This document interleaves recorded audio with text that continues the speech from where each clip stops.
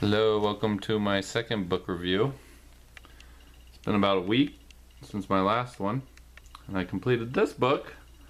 It's called Samurai Rising, and it's the real-life tale of Minamoto Yoshitsune, which I probably butchered that name pretty heavy. This was a good book. I read it almost nonstop. It only took me like not even 2 days. It's not quite 200 pages, and then the rest is references. This was this was a biography of Minamoto Yoshitsune, and he was the first sort of epic samurai in Japanese history.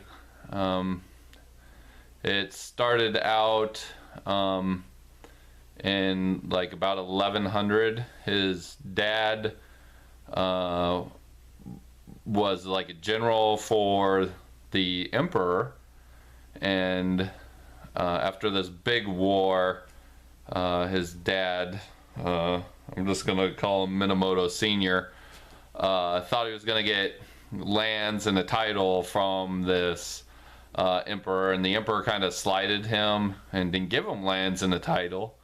So the Minamoto's or Yoshitsune's dad, Minamoto Senior, decided it would be a good idea to go and kidnap the emperor. So he kidnapped the emperor. He actually did kidnap him, and like I said, this is all a true story. This is a biography. The guy did history reference checks through different accounts of Japan history from different scholars and stuff. So his dad kidnapped the emperor. They got away with it. It ended up the emperor managed to escape, and then some other pre-samurai warlords hunted down Yoshitsune's dad and killed him. And they were actually directed to kill his whole family. I guess that was the thing to do back then.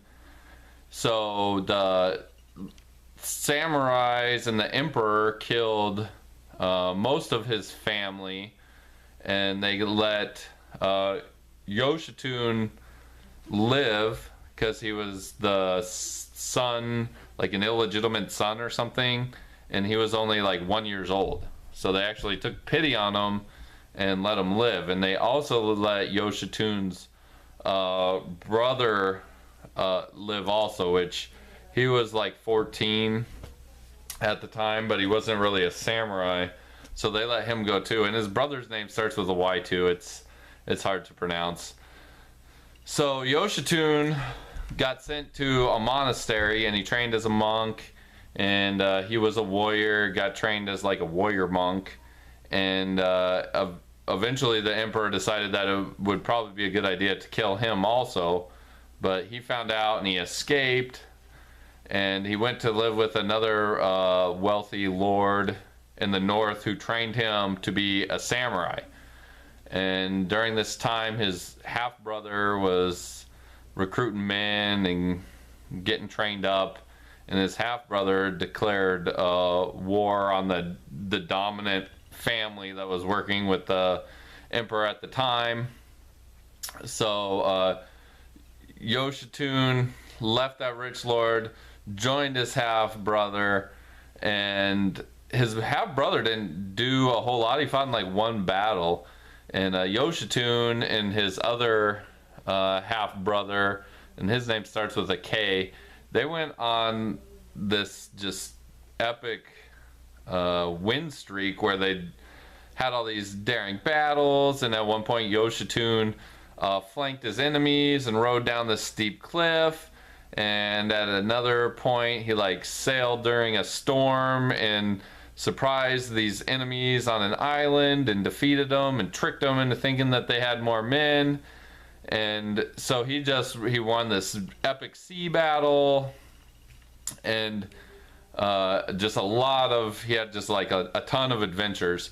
So he ended up winning just every battle he ever fought in, severely outnumbered, and it's quite the tale. I couldn't put it down. I literally read one night. I probably read 150 pages because I just kept reading because it was so interesting. It almost reads like a comic book, but in the end, Yoshitsune ends up defeating all his enemies, and his half brother kind of slights him and doesn't give him a big title. It's almost like full circle, almost what happened with his dad.